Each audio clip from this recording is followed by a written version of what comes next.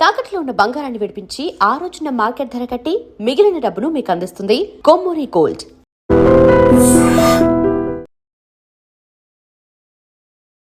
నమస్కారం, welcome to I dream.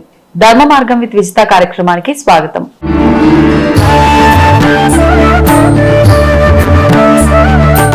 నమస్కారం అమ్మా. అమ్మ, ఇది అధిక జ్యేష్ఠ మాసం. మరి ఈ మాసంలో మనం ఎటువంటి భగవత్ కార్యం చేసినా కూడా విశేషంగా ఫలితం ఉంటుంది, అంటే విడి రోజుల్లో చేసిన దానికన్నా ఎక్కువగా ఫలితాన్ని పొందుతారు అని చెప్తున్నారు. మరి ఈ అంటే ప్రతి పౌర్ణమి కూడా, ప్రతి మాసంలో వచ్చే పౌర్ణమి కూడా ఆధ్యాత్మికంగా మనం చేస్తున్న జపాలు పారాయణాలకి ఎక్కువగా విశేషం అని చెప్తాం. మరి ముఖ్యంగా ఈ మాసంలో వచ్చే పౌర్ణమికి ఎటువంటి పారాయణం చేయొచ్చు, అసలు ఏంటి విశిష్టత, దాని గురించి తెలియజేయండి. అధికం అంటేనే అర్థం మనకి కొంచెం ఎక్కువ ఫలితం అంటే ఇది వరకు కంటే ఎక్కువ ఫలితం. ఎందుకంటే మామూలుగా 12 నెలలే, ఇప్పుడు వచ్చేసరికి 13 వచ్చాయి అధికంగా, అంటే ఇంకొంచెం. అందులో జ్యేష్ఠ అంటే జ్యేష్ఠాదేవి అంటే మనం ఏం దేనికి చెప్పుకుంటాము అని అంటే మామూలుగా మన దగ్గర అన్ని వెళ్ళిపోవడం అనైశ్వర్యానికి. కానీ ఇక్కడికి వచ్చేసరికి అధికం వచ్చింది. అధికం అంటే అర్థం ఏమిటి అంటే అధికం జ్యేష్ఠం, ఈ రెండు. జ్యేష్ఠ మాసం అధికం అయినా కూడా మామూలుగా అయినా కూడా ఎవరు అంటే విష్ణువు, అధిదేవత. ఎందుకంటే అన్ని మాసాలు అందరూ పనిచేసుకున్నారట. ఈ మాసం ఒకళ్ళలో కానీ అధికారికి వచ్చేసరికి ఎవరు పంచుకోలేదు. పంచుకోకపోతే విష్ణుమూర్తి ఏమన్నారట అంటే నేను తీసుకుంటాను అని చెప్పారు. ఎందుకంటే 14 భువనాలను పరిపాలించే రాజు. ఈ రాజుగారు ఒకసారి మనం చూస్తే ఏంటి అని అంటే, చూడండి, ఇంబ్యాలెన్స్ ని బ్యాలెన్స్ చేయడం విష్ణుమూర్తి పని అంటే. ఎందువల్ల విష్ణుమూర్తి పని అది అంటే, మీకు పాల సముద్రం చూసినప్పుడు ఎలా ఉంటుంది, చక్కగా వేవ్స్ వస్తూ తరంగాలు, అంటే అది ఇలా ఉండదు, బ్యాలెన్స్ గా. ఆయన కూర్చున్నారు ఒక సింహాసనం, అదేమిటి అంటే ఆదిశేషువు. అది ఎలా ఉందంటే ఎప్పుడు మూవ్ అవుతూనే ఉంటుంది. అంటే ఆయన దగ్గర ఉన్నవన్నీ మూవింగ్ ఎనర్జీలో మీరు చూస్తే. లక్ష్మీదేవిని పెళ్లి చేసుకున్నారు. పెళ్లి చేసుకుంటే లక్ష్మీ అమ్మవారు కూడా ఒక్క చోట స్థిరం లేదు. ఆవిడ ఏం చేస్తుంది, ఒక చోట నుంచి ఒక చోటకి మూవింగ్. కానీ ఇన్ని మూవింగ్ల్లో కూడా ఆయనకున్న శక్తి అంటే మళ్ళీ లక్ష్మీదేవి భార్య. ఆ భార్య ఆయనకి ఇచ్చే శక్తి ఏంటి అంటే ఎన్ని ఇంబ్యాలెన్స్లు ఉన్నా బ్యాలెన్స్ గా ఉండడం ఎలాగో అన్నది. ఇక్కడ ఈ అధిక జ్యేష్ఠ మాసానికి వచ్చేసరికి ఆ ఇంబ్యాలెన్స్ లో బ్యాలెన్స్ ఉండడం మనం నేర్చుకుంటాం. ఎలాగో అని అంటే ఒక బ్రాహ్మణుడు ఉండేవట. ఆ బ్రాహ్మణుడు ఇల్లు ఎలా ఉండేదిట అంటే ఎప్పుడు కలకల్లాడుతూ ఉండేదిట. వేదం చదువుకున్నారు చక్కగా. ఆయనకు 3 కొడుకులు, మళ్ళీ 3 కొడుకులు కూడా గొప్ప విద్వాంసులే. ఇంకా అసలు ఆ ఇంట్లో అలా విద్య లక్ష్మి అన్ని తాండవం ఆడుతూ ఉండేవిట. అందరూ హాయిగా ఆనందంగా, అత్తగారి మాట కోడళ్ళు వినేవారు. కోడళ్ళు ఒకరితో ఒకరు ఫ్రెండ్లీగా ఉండే. ఇలా ఏంటి అంటే అక్కడ అసలు ఒక్క గొడవ లేకుండా హాయిగా ఉండేది. హాయిగా ఉంటే ఒకరోజు దరిద్ర దేవత వచ్చి ఏం చెప్పిందిట అంటే, బాబు ఇంకా నేను వస్తున్నాను నీ ఇంటికి అందిట. అంటే లక్ష్మీదేవి చాలా బాధపడింది. ఎందుకంటే వీళ్ళ ఇంట్లో అన్ని ఉన్నాయి, ఇప్పుడు నేను బయటకు వెళ్ళిపోవాల్సి వస్తుంది బాధపడితే, అప్పుడు ఆయన ఒకటే అడిగారట, అమ్మ నీ టైం అయినప్పుడు నువ్వు ఎక్కడ నువ్వు ఒక చోట నుంచి ఒక చోటకి వెళ్తావు, వెళ్ళినప్పుడు నువ్వు వెళ్ళు, కానీ నాకు ఒక హెల్ప్ చేయి. ఏమిటి అంటే ఎటువంటి పరిస్థితుల్లోనూ కూడా నా ఇంట్లో ఎవ్వరు జ్ఞానాన్ని కోల్పోకూడదు అని చెప్పారట. చెప్తే అప్పుడు ఆవిడకి విష్ణుమూర్తి ఒక వరం ఇస్తాడు లక్ష్మీ అమ్మవారికి.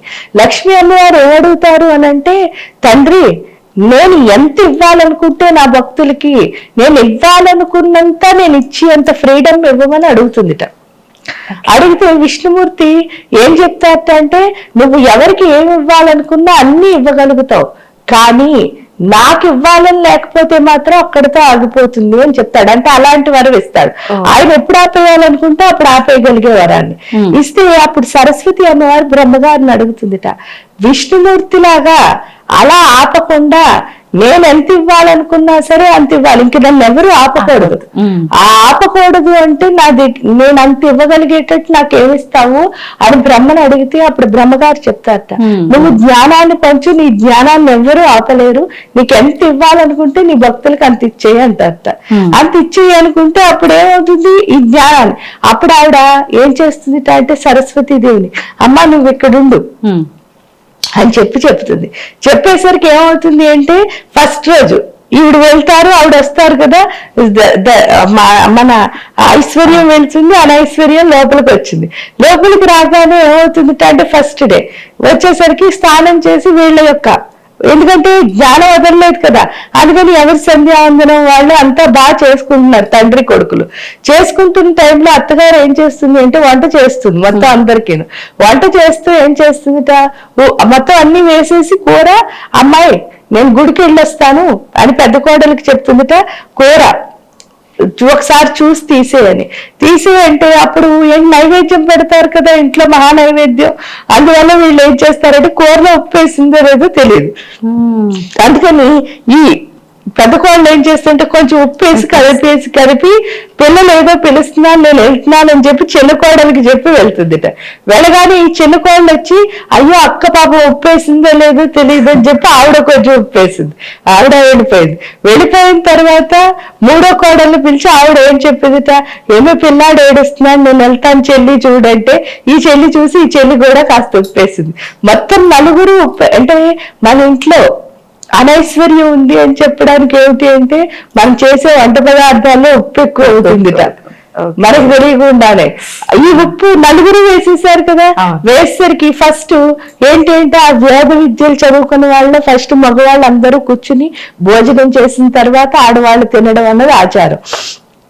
ఈ ఆచారంలో తండ్రి కొడుకులకి వరుస క్రమంలో పెడతారు. పెట్టినప్పుడు ఏమవుతుంది అంటే వడ్డను మొదలు పెడతారు. వడ్డను మొదలు పెట్టేసరికి కూర నోట్లో పెట్టుకోగానే ఫస్ట్ మామగారికి అర్థమైపోతుంది ఇంట్లోకి ఆవిడ ప్రవేశించిందని ఆయనకి తెలుసు కదా. ఆ తెలియడం వల్ల ఆయన ఇంకేం మాట్లాడకుండా కూర తినేస్తారు. తినగానే పెద్ద కొడుకు కూడా నాన్న పెద్ద ఆయన ఇంత బాగోపోయినా కామ్గా తిన్నప్పుడు నేను ఎందుకు మాట్లాడాలని పెద్ద ఆయన తింటాడు. తర్వాత రెండోవాడు అన్నయ్య నాన్న తిన్నారు, అంటే జ్ఞానం ఎంత బాగా పనిచేస్తుందో. తర్వాత మూడో ఆయన కూడా అలాగే అనుకుంటాడు, పెద్దవాళ్ళు ముగ్గురు ఏం మాట్లాడినప్పుడు నేను అసలు మాట్లాడకూడదు అని. తిన్న తర్వాతను అప్పుడు ఏమవుతుంది అంటే అత్తగారు కోడళ్ళు అయ్యో నేను వేశానని చెప్పకుండా పొరపాటు చేసి వెళ్ళిపోవడం వల్ల పాపం పెద్ద కోడలు వేసేసి ఉంటుంది అని అత్తగారు తినేస్తుంది.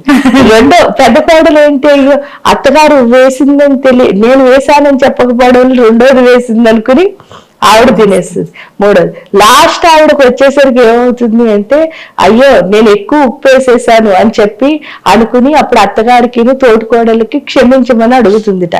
ఏమని అంటే అయ్యో నేను ఎక్కువ వేస్తాను అంటే అయ్యో నువ్వే కాదు నేను కూడా వేసాను అని చెప్తుందిట ఎవరు రెండో కోళ్ళు.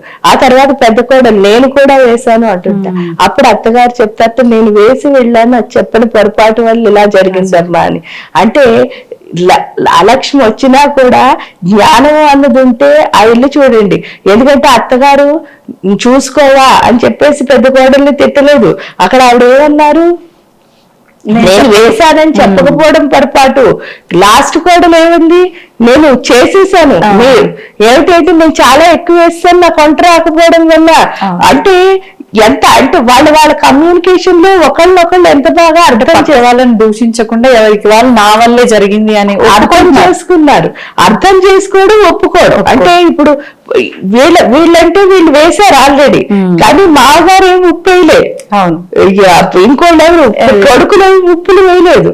కానీ వాళ్ళు పెద్దవాళ్ళు కాముగా ఉన్నప్పుడు మనం ఎందుకు మాట్లాడటం, వంట తినేయాలి, ఎవరిని బాధ పెట్టకూడదు అన్నది వాళ్ళ, అంటే ఈ రిలేషన్ ఏదైతే ఉందో అర్థం చేసుకునే తత్వం. దానివల్ల గొడవలు రావు. ఏ లక్ష్మణ అయితే పెద్ద యుద్ధం జరిగేది అది విష్ణుమూర్తి లక్ష్మీదేవి మన దగ్గర ఉంటే మనకు వచ్చేది.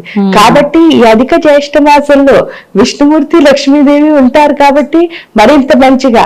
దానికి తోడు పౌర్ణమి, ఇందాకనే మనం చెప్పుకుంటున్నాం. పౌర్ణమి అంటే ఏంటి అంటే 16 కళలతో చంద్రుడు ఉంటాడు. ఆ చంద్రుడు ఉండటం వల్ల మన మనస్సు చంద్రుడు ఎప్పుడు కనెక్ట్ అయి ఉంటారు. ఎందుకంటే మనస్సుకు అధిపతి చంద్రుడు. ఆ మనస్సుకు అధిపతి చంద్రుడు అవడం వల్ల మనం ఎంత బాగా సాధన చేస్తామో అంత బాగా ఇలా అర్థం చేసుకునే తత్వం అనేది వస్తుంది. కాబట్టి ఎంత బాగా అర్థం చేసుకుంటామో అంత మనం ఇంత ఆనందంగా ఉంటాం. ఎందుకంటే ఆ కుటుంబం అంతా చూడండి ఎంతో ఆనందంగా ఉన్నది. మనం అర్థం చేసుకోకపోతేనే గొడవలు ఏమవుతున్నాం అంటే విడిపోతున్నాం. అర్థం చేసుకుంటే అందరం కలిసి ఆనందంగా ఉంటాం. ఎందుకంటే ఫస్ట్ విడిపోయినప్పుడు హ్యాపీగా ఉంటుంది, కానీ తర్వాత ఏమి ఉండదు. మీకు దానికి ఎగ్జాంపుల్ ఏంటి అంటే అందరం కలిసి ఉమ్మడి కుటుంబాలు ఉండేవాళ్ళం. అవును. ఆ తర్వాత ఎవరి కుటుంబం వాళ్ళకి తెచ్చుకున్నాం. ఇప్పుడు ఆ కుటుంబం కూడా నాకు నచ్చట్లేదని చెప్పి ఎవరికి వాళ్ళు ఉంటున్నాం. అవును. అప్పుడు ఎవరికి వాళ్ళు ఉంటే ఆనందం ఉందా అంటే లేదు కదా. ఎందుకంటే మీకు ఏదైనా అనిపించినప్పుడు మీరు ఇంకోటితో షేర్ చేసుకోలేనప్పుడు దానివల్ల ఏం ఉపయోగం ఉంటుంది, అది మనకు అర్థం అవుతుంది. ఏంటంటే ఎప్పుడైతే సాధన అంటే ఇక్కడ ఏం కాదమ్మా, అమ్మ అని అర్థం. ఎప్పుడైతే అమ్మ అది వచ్చిందో, అమ్మకి ఉన్న లక్షణం ఏమిటి అంటే కలపడం. అమ్మ లేకపోతే రాక్షసు ఉంటే ఏమవుతుంది అంటే విడిపోతూ ఉంటాం. ఆ రాక్షసుని తీసేసి తల్లిని తెచ్చుకుంటే కలిసి ఉంటాం. అందువల్ల సాధన చేయడం ద్వారా ఏమవుతుంది అంటే అంతటితోనూ కలిసి ఉండడం, అన్నిటితోనూ కలవడం, అంతటితోనూ కలవడం.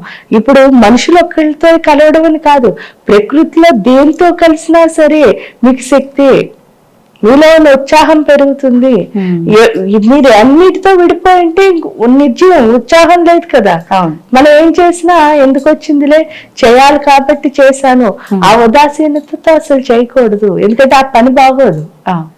అది మనకి ఎప్పుడు అంటే ఈ పౌర్ణమి అమావాస్య తిథుల్లో ఎక్కువ చేయమనడానికి కారణం అదే. ఆ 16 తిథులు ఎప్పుడైతే వస్తాయో మనకు పూర్తిగా కాన్సన్ట్రేషన్ వచ్చేస్తుంది. అంత కాన్సన్ట్రేషన్ తో ఎప్పుడు చేస్తాం ఆ శక్తి మిగతా 15 రోజులు పనిచేస్తుంది. ఓకే, ఒక రకంగా ఎనర్జీని సంపాదించుకోవటమే ఆ రోజున చేసే విధానం. అంటే ఎవరికి తోచినట్టుగా వాళ్ళు చేసుకోవచ్చు అంటారమ్మా. పూజ కానీ, జపం కానీ, పారాయణం కానీ, ఏదైనా సరే మనస్ఫూర్తిగా అసలు ఏమీ చెయ్యక్కర్లే, దేవుడికి దండం పెడితే చాలు. 5 నిమిషాలు అంతే. 5 నిమిషాలు మనం నిశ్చలంగా దండం పెడితే చాలు, దేవుడు అనుగ్రహిస్తాడు. ఎందుకంటే మీరు ఒక్క అడుగేసి వెళ్తే దేవుడు 10 అడుగులేసి మీ వైపు వస్తాడు. అది ఖచ్చితంగా నిజం. ఎందుకంటే అందుకే దేవుడు అయ్యాడు. ఆ ఒక్క అడుగు వేయడానికే మనం సంకోచించేస్తున్నాం. 100 రకాల ప్రశ్నలు, 100 రకాల అనుమానాలు మనకి, అందుకే వేయలేకపోతున్నాం. సంతోషం అమ్మా, చాలా చక్కటి వివరణ ఇచ్చారు. ధన్యవాదాలు. And for more videos, please subscribe to iDream channel. Subscribe to iDream Media. Please subscribe to iDream. Please subscribe to iDream. Please subscribe iDream. And please subscribe to iDream. For more videos, subscribe to iDream. please like, share and subscribe to the channel. Congratulations, iDream.